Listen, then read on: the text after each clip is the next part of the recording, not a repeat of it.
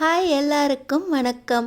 அழகே அழகு சீரியலில் தங்கராஜுக்கு எதிராக நம்ம அழகு மலரும் அழகு மதியும் ஒன்று சேர்ந்துட்டாங்க. நம்மளுடைய மதி மலர் கூட்டணி தங்கராஜுக்கு எதிராக எப்படி ஜெயிக்க போகுது வாங்க பார்க்கலாம். தெரிஞ்சுக்கிறதுக்கு முன்னாடி இந்த வீடியோக்கு ஒரு லைக் போட்டுக்கோங்க. இன்றைக்கி பார்த்தீங்கன்னா அழகுமதியோட அப்பா ராமநாதனை இந்த தங்கராஜ் கூப்பிட்டு வச்சு விஷப்பூச்சியை வளர்த்து விடுறதுக்கு நான் என் கம்பெனியிலே உனக்கு வேலையை போட்டு உனக்கு சம்பளமும் கொடுத்துக்கிட்டு இருக்கேனே, இனி உனக்கு என் கம்பெனியில் வேலை கிடையாது. நீ உன் வீட்டை கட்டி அந்த விஷப்பூச்சியை வளர்க்குறதுக்கு நான் காசு கொடுக்கணுமா? அது மட்டுமா, உன் பொண்ணோட செமஸ்டர் ஃபீஸுன்னு சொல்லி அதுக்கு வேற காசு வாங்கி வச்சிருக்கியே. உன்னோட கணக்கில் எவ்வளோ இருக்குது கடன்? 30 லட்சம் ரூபாய்.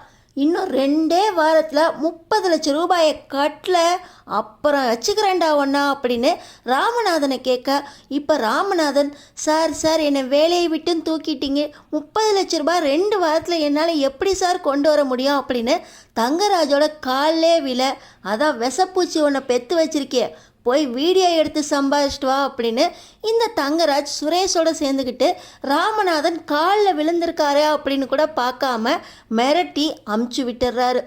இப்போ ராமநாதன் அழுன்னு அழுவுறாரு. இப்போ வீட்டுக்கு போன உடனே அழகுமதியை ஓங்கி ஒரு அறை விட்டு, ஒன்னால் பார், எது நடக்கக்கூடாது, எது நடந்தால் இந்த குடும்பத்துக்கே பாதிப்பு வரும்னு நினச்சி பயந்துக்கிட்டு இருந்தேனோ அது நடந்து போச்சு.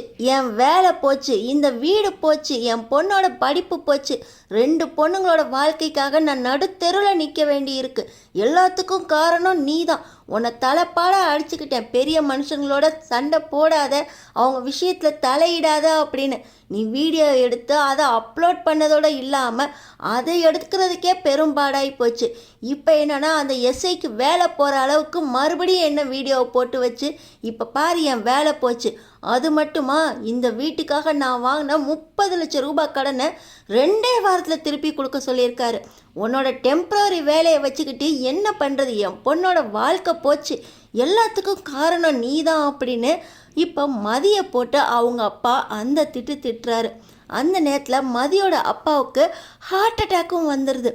நெஞ்சை பிடிச்சிக்கிட்டு என் குடும்பம் போச்சே, என் பொண்ணுங்களோட வாழ்க்கை போச்சே, நடுத்தெருவில் நிறுத்திட்டாலே மதிய அப்படின்னு சரிஞ்சு உழுவுறாரு ராமநாதன். ஐயோ, என் குடும்பம் நடுத்தெருவில் நிற்க போகுதே, காசுக்கு நான் என்ன பண்ணுவேன்? அந்த பெரிய மனுஷங்களை நம்பி என் பொண்ணுங்க வாழ்க்கையை நான் விட்டுட்டு இங்கேருந்து போகிறேனா அப்படின்னு அவரோட நெஞ்சு ஃபுல்லாக அடைக்க ஹார்ட் அட்டாக்ல சரிஞ்சு விழ, அப்பா அப்படின்னு மதி ஓடி வராங்க. ஐயோ, என்னங்க ஆச்சு உங்களுக்கு அப்படின்னு சொல்லி அவங்க பொண்டாட்டியும் பக்கத்தில் வர, அவங்க தங்கச்சியும் ஓடி வராங்க.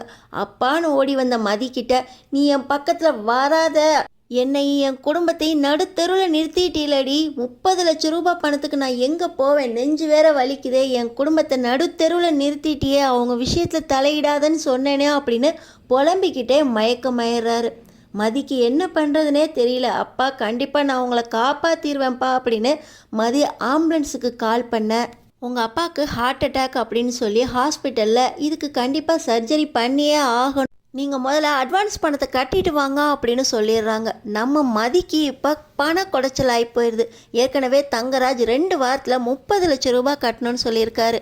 இதில் நம்ம மதி அவங்க அப்பாவை காப்பாற்றுறதுக்கும் பணம் தேவைப்படுது.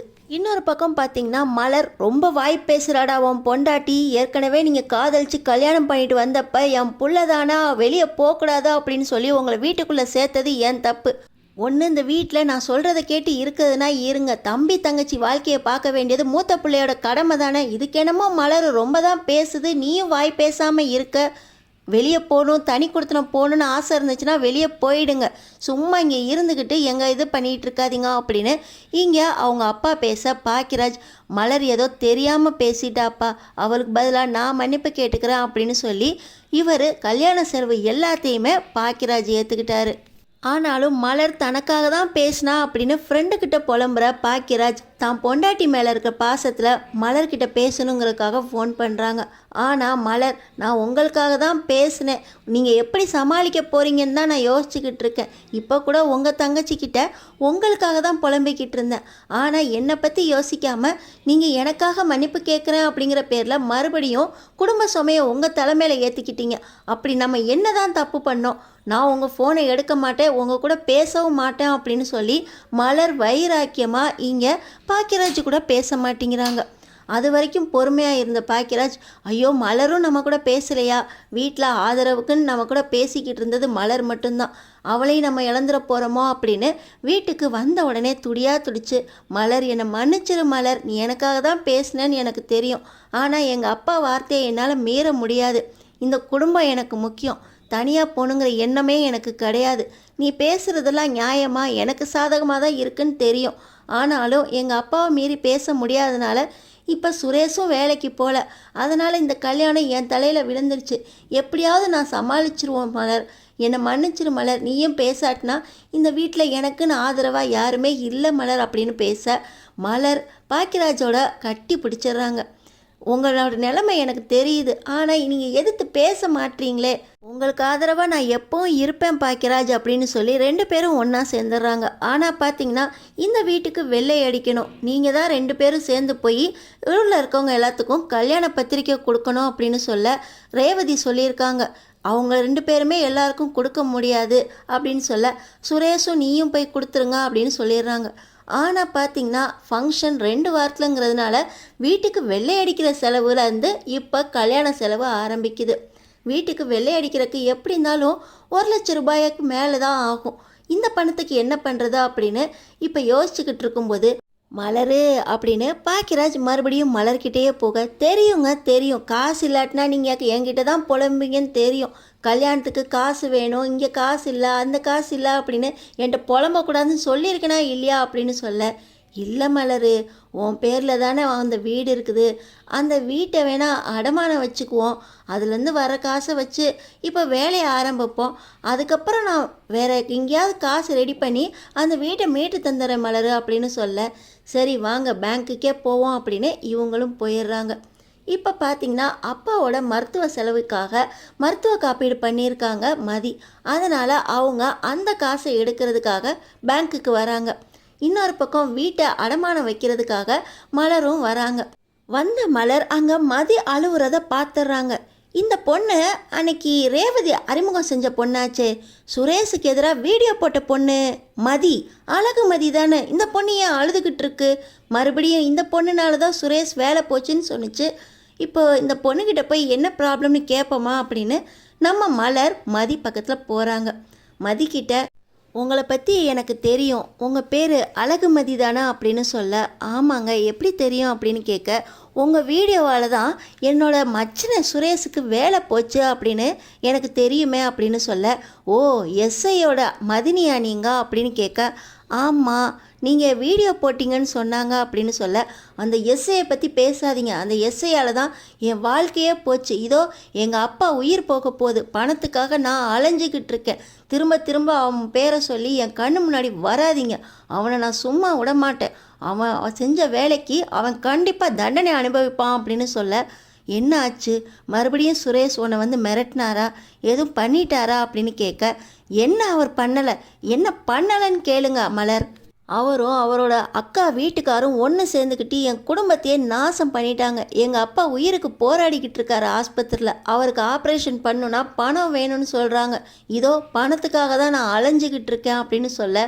ஓ அந்த தங்கராஜோட வேலையா, தங்கராஜ் தெரியுமா உங்களுக்கு அப்படின்னு சொல்ல, அவரும் சுரேஷும் சேர்ந்து பண்ண வேலை தாங்க இது அப்படின்னு சொல்ல, தங்கராஜை பற்றி எனக்கு தெரியுங்க, உங்கள் வாழ்க்கையில் அப்படி என்னங்க ஆச்சு அப்படின்னு சொல்லி மலர் எல்லாத்தையும் மதிக்கிட்ட தெரிஞ்சுக்கிறாங்க. தங்கராஜை பற்றி எனக்கு தெரியும், ஆனால் இந்த அளவுக்கு உங்கள் வாழ்க்கையில் கொடூரமாக விளாண்டுருப்பாங்கன்னு எனக்கு தெரியாது, உங்கள் அப்பா உயிரை காப்பாற்றுறது முக்கியம், அதனால் நான் என் பேரில் இருக்கிற இடத்த நான் உங்களுக்கு ஃபஸ்ட்டு காசு வாங்கி தரேன், அதை வச்சு உங்கள் அப்பாவுக்கு ஆப்ரேஷன் பண்ணுங்கள், அடுத்து நடக்க போகிறதா அப்புறம் பார்த்துக்கலாம் அப்படின்னு சொல்ல, இப்போ நம்ம மலரும் மதியும் ஒன்றா சேர்ந்து அந்த காசை எடுக்கிறாங்க. ஆனால் பாக்கியராஜ் இப்போ வெள்ளை அடிக்கிற காசுக்கு என்ன பண்ணுறது அப்படின்னு சொல்ல, நான் சீட்டு போட்டு வச்சுருக்கேன், அந்த காசை எடுத்து தரேன், முதல்ல மதியோட அப்பா உயிரை காப்பாற்றணும், என் கூட வாங்க அப்படின்னு சொல்லி பாக்கியராஜை கூட்டிக்கிட்டு நம்ம மலரும் மதியம் இப்போ மதியோட அப்பாவோட பார்க்கறதுக்காக ஹாஸ்பிட்டலுக்கு போகிறாங்க. அங்கே போய் எடுத்த பணத்தை அவர் பேரில் கட்டி ஆப்ரேஷனுக்கு ரெடி ஆகுறாங்க. மலர் செஞ்ச இந்த உதவியை கண்டிப்பாக மதி மறக்க மாட்டாங்க. ஆனாலும் பார்த்திங்கன்னா இந்த எஸ்ஐ பண்ண வேலையால் நம்ம மலர் மேலே இருக்கிற மரியாதை கொஞ்சமாவது குறையிறக்கு சான்ஸ் இருக்குது. நம்ம மலர் சுரேஷ் தங்கராஜோட கூட்டணி பற்றி தெரிஞ்சுக்கிட்டு இப்போ மதிக்கு உதவுறது தங்கராஜுக்கு தெரிஞ்சால் என்ன நடக்க போகுது தெரிஞ்சுக்கிறதுக்கு, அடுத்தடுத்து என்ன நடக்க போகுதுன்னு பார்க்குறக்கு நம்ம சேனலை சப்ஸ்கிரைப் பண்ணி தொடர்ந்து பாருங்கள்.